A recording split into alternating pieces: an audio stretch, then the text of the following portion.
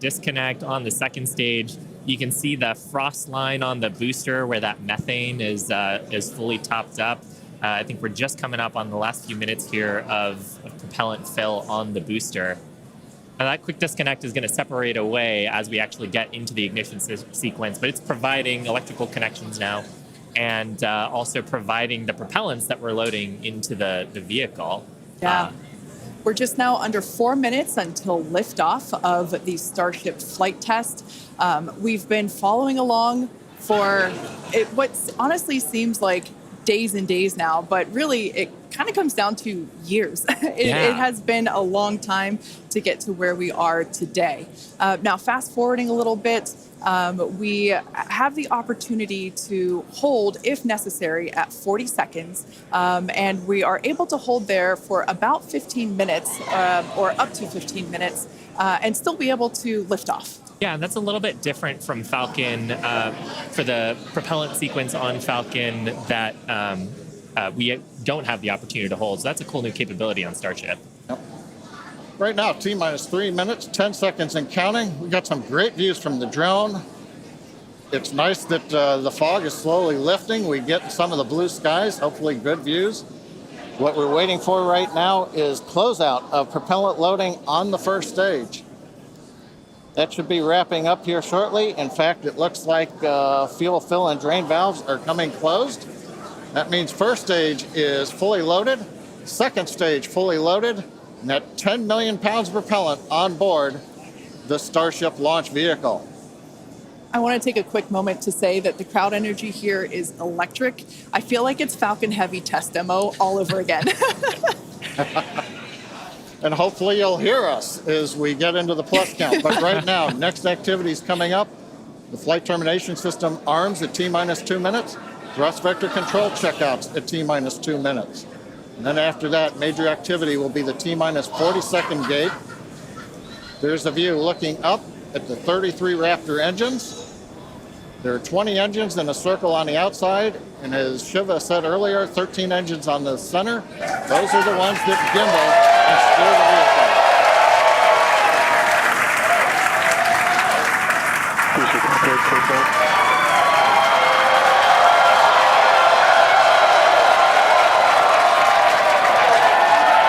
I don't think I've ever seen someone so excited for TVC wiggles.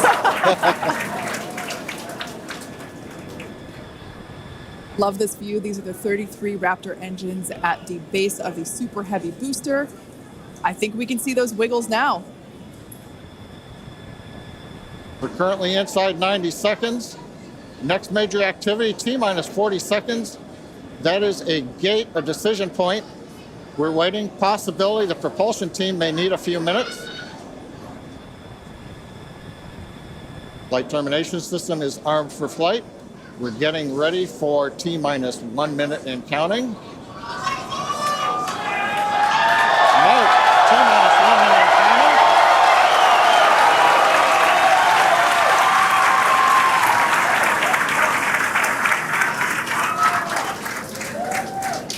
Next, we'll see as we get past T-minus 40 seconds for final checks of the vehicle.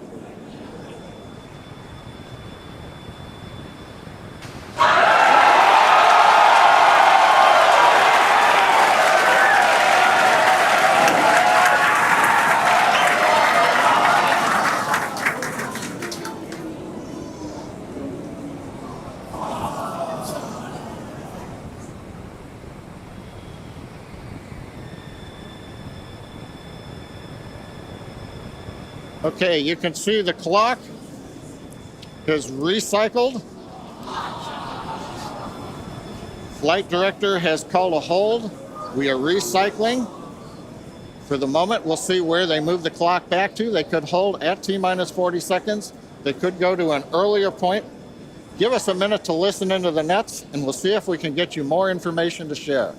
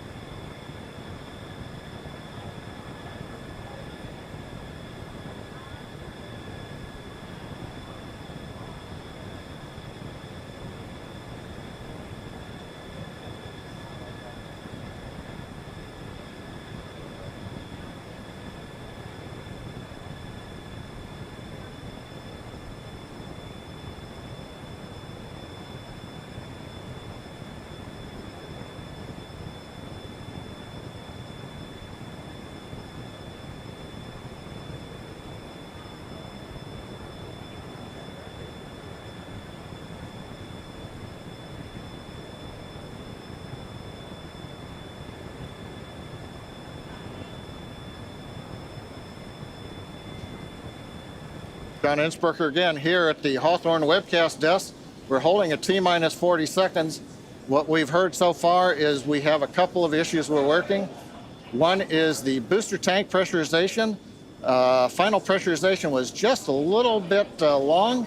That's not unusual. We've held a T-minus 40 seconds before to pressurize. That appears to have been resolved. At the same time on the second stage, they're working some final purging.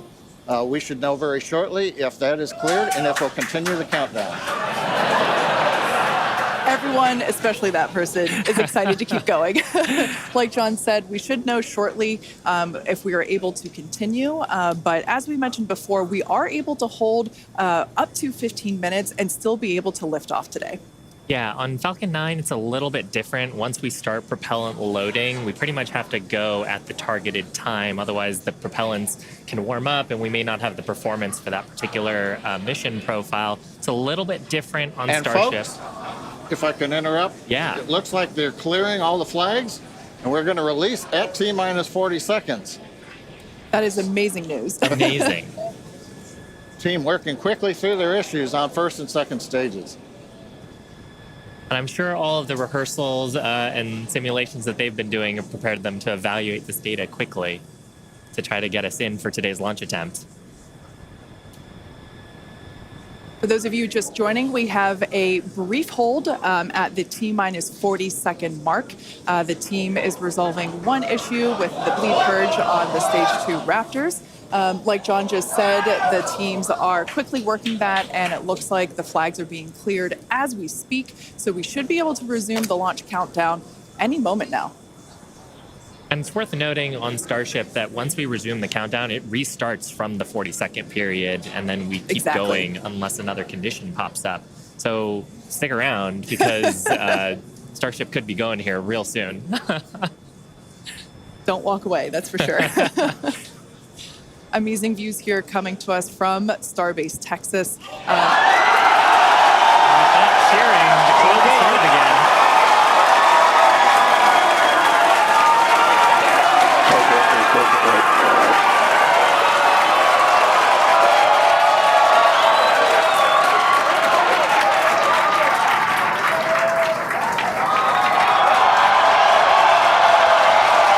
T-minus 15 seconds.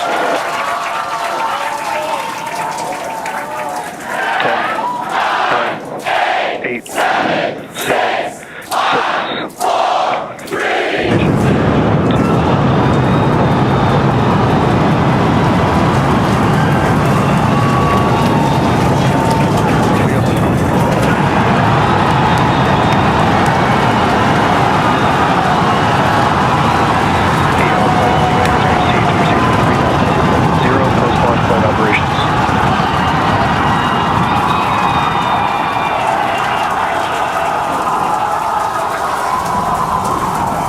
Raptor chamber pressure is nominal.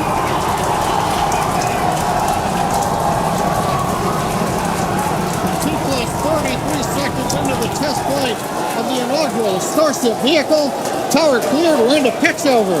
Propulsion reports first stage engines nominal. What a sight from the ground cameras at Starbase. We're flying at twice the thrust of the Saturn V heading to space. Acquisition of signal, Corpus Christi. We're throttled down and throttled back up. Going through the period of maximum aerodynamic pressure.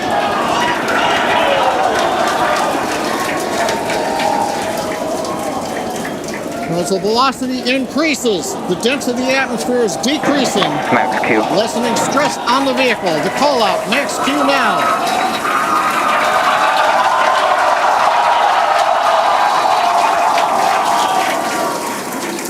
Continuing to watch the first stage as we head downrange.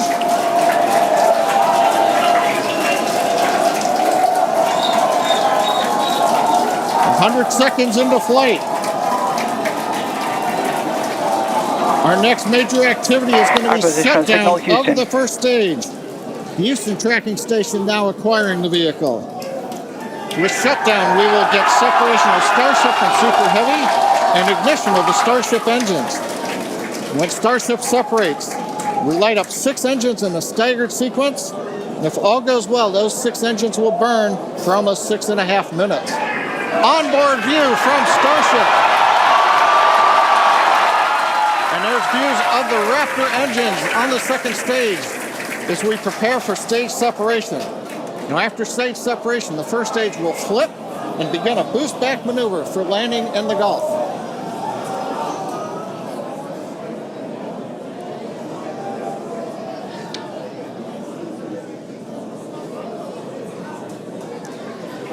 Continuing to fly, 2 minutes 40 seconds. Let's get ready for main engine cutoff.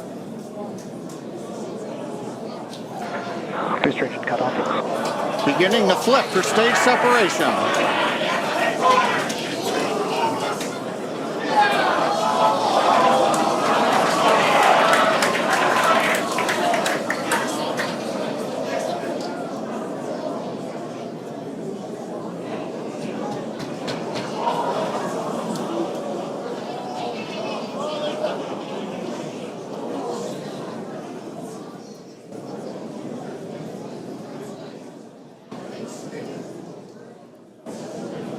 As of right now, we are awaiting stage separation, where Starship should separate from the Superheavy booster. Yeah, Kate, right now it looks like we saw the start of the flip, but obviously we're seeing from the ground cameras the entire Starship stack continuing to rotate. We should have had separation by now. Obviously, this is does not appear to be a nominal situation. Yeah, it does appear to be spinning, but I do want to remind everyone that everything after clearing the tower was icing on the cake.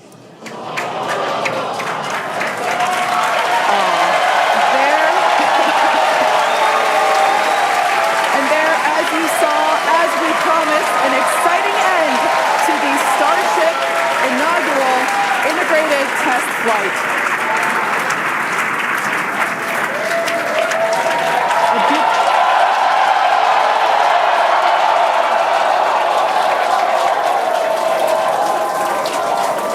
Everyone here absolutely pumped to clear the pad and make it this far into the test flight, the first integrated flight of the booster and the Starship vehicle. Live view there of our control center at Starbase, which we refer to as Star Command. As we said before, obviously we wanted to make it all the way through, but to get this far, honestly, is amazing. Well, if you're just joining us, Starship just experienced what we call a rapid unscheduled disassembly, or a RUD, during ascent. But now this was a development test. This is the first test flight of Starship, and the goal was to gather the data, and as we said, clear the pad and get ready to go again. So you never know exactly what's going to happen, but as we promised, excitement is guaranteed.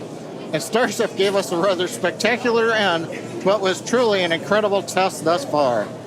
Now, as we mentioned at the start of today's program, any and all the data that we collected during the test is going to help us with further development of Starship, and it's going to improve the vehicle's reliability as SpaceX seeks to make life multiplanetary. It's really worth noting that the flight path was designed to be over water and all the air and sea space